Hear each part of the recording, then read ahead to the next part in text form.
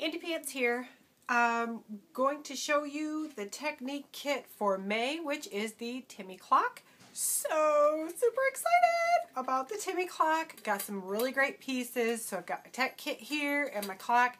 And we're going to just dive right in. Should call this a clock in 6 parts because that's about what it's going to take to show you what I got planned for this little puppy. So let's go ahead and get started. We're going to pop the back off. The back just pulls right off. It's hollow inside.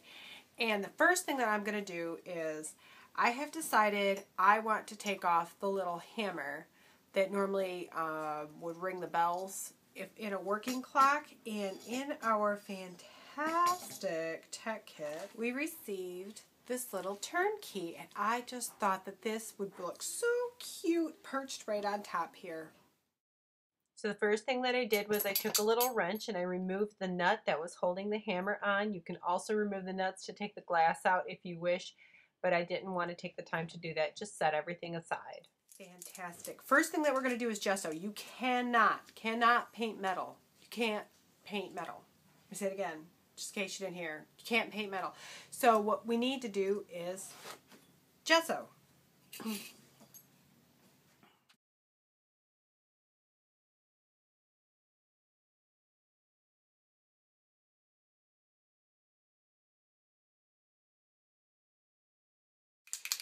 So the first part of the technique that I'm going to be using is the Heidi Swap Color Shine that came in the embellishment add-on, and it's by Pink Paisley.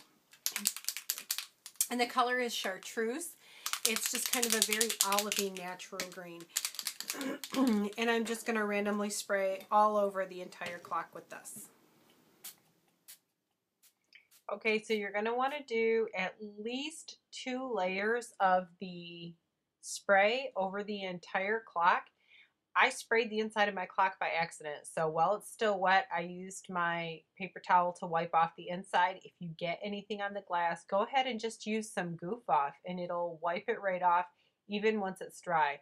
This stuff ends up very sticky and very tacky once it's started to dry, so just make sure that you let it dry overnight, and we're going to seal it before we're done.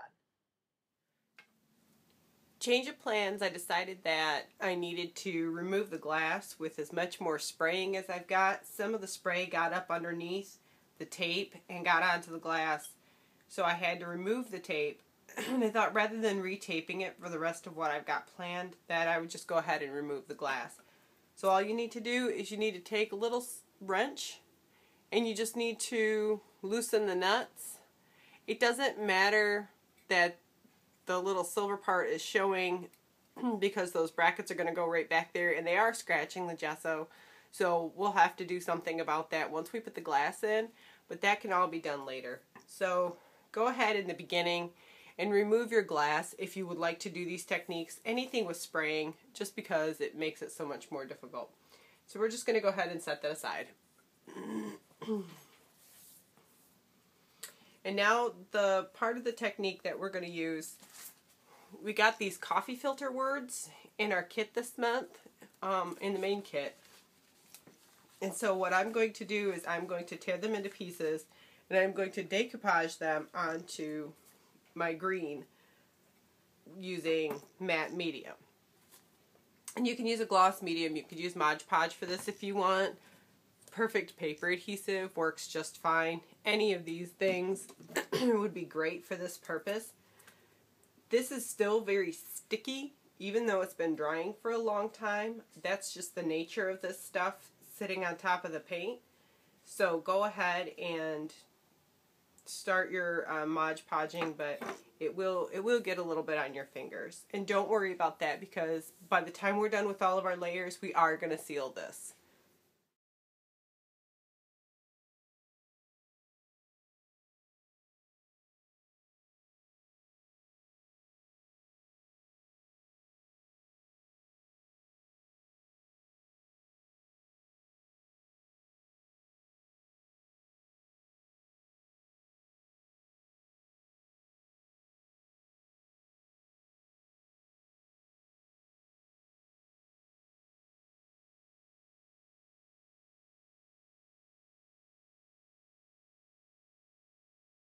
Here we are, decoupage fingers and all.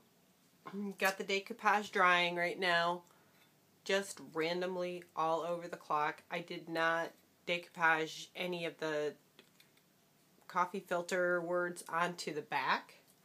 I'm just going to leave the back with the other techniques. But as you can see, it's not perfect. It's messy. There's drips. This is going to look awesome once the entire technique is done. So the next part that we're going to do is modeling paste. Love this stuff.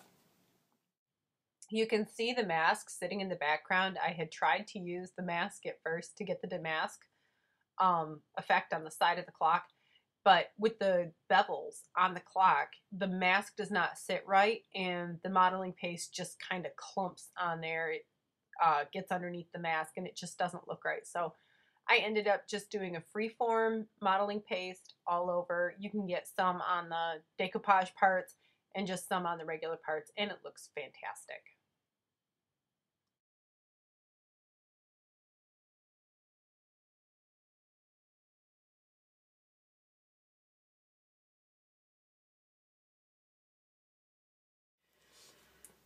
Okay, the decoupage at this point needs to be dry. If the modeling paste is still a tad bit, mine's not gooey, but you can tell that it's just kind of got a skin on it, that's okay. It doesn't have to be completely dry, because this next part of the technique, we're really going to need a lot more dry time. So for this part, I'm going to use some distressed Crackle paint, and we're just going to go over the decoupaged areas with the words using the Crackle paint. Make sure that you get a nice thick coat in order to really get those crackles to show. The thicker the coat, the more crackles you'll get. It doesn't have to be perfect. It can be sloppy. Just make sure, again, that you're not getting your edge, because that's where your glass and your back have to go.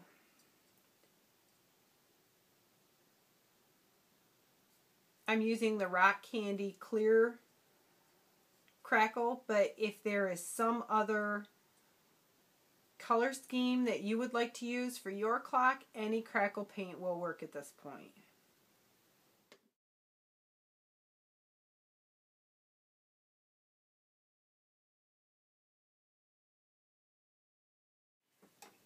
Now we have our clock, and it is all full of crackly goodness.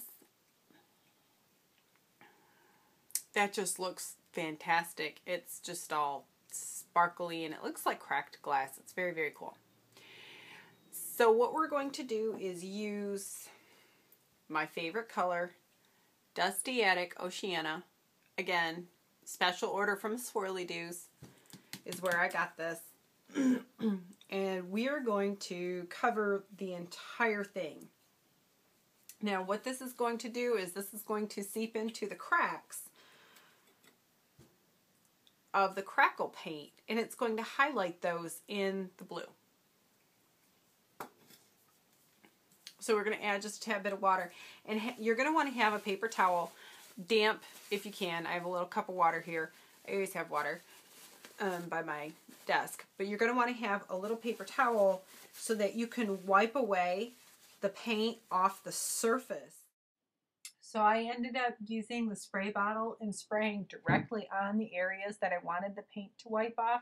It worked so much easier. The paint dripped right off, and I just used a paper towel to dab it up and to wipe even more to get more of that paint off those areas.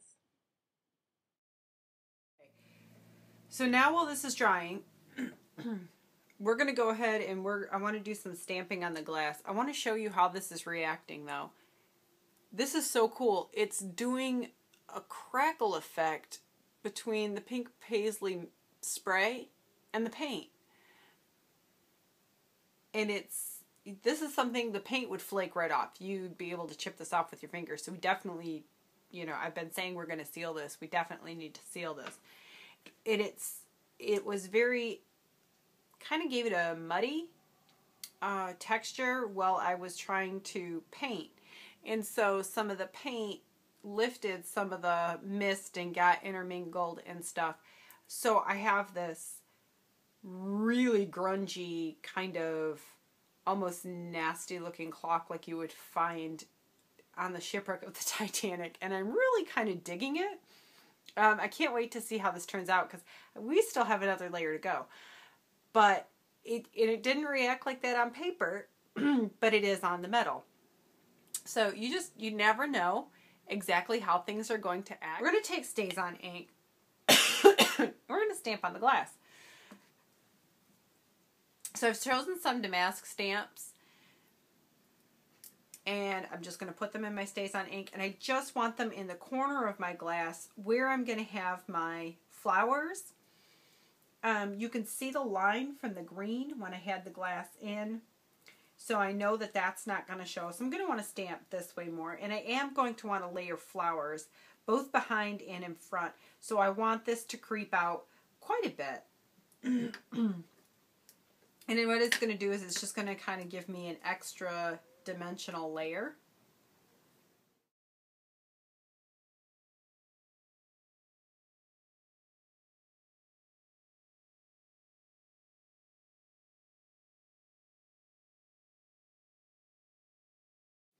And now we have our stamped glass that will give us an extra layer with having things behind, inside the clock, the glass itself, and then things on top. For the last part of the treatment for the outside, we're going to go ahead and use Moon Shadow Mist by Lindy Stamp Gang and Treasure Island Aqua. Again, I got this from a Swirlydoos special order. This is a walnut stain that has an iridescent quality to it, and of course the color of this one is aqua. Because this is water-based and all of this stuff is water-based and it already ran, I'm kind of curious to see how all of this is going to react. I don't quite know because it obviously is not reacting the same on metal as it did on the paper.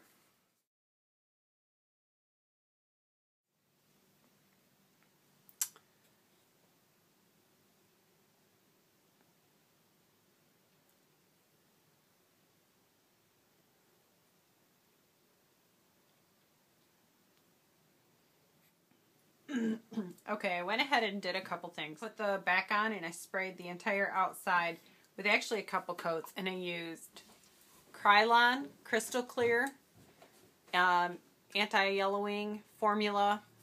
This way the iridescent still shows through. It's not a matte finish. It's a shiny glossy finish, and it's very hard. So nothing is going to run, nothing is going to chip. It's sealed in there real nice. And I did the same thing with the back on it. I made sure this little guy was standing up though. Oh, and you can see he got in there, and well, it was still a little bit gooey, but this is nice and hard now, so it's all set to go. The other thing that I did was I got a piece of paper from the kit, the Pink Paisley Treasures. I got that page, and I just took a piece off the back because I want to use one of the flowers. So most of this is going to be covered up.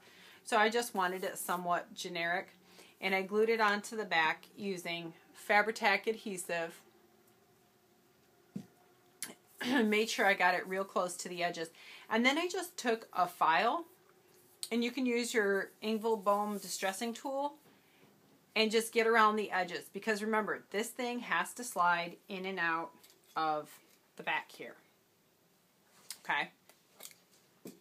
So you don't want those edges to rub.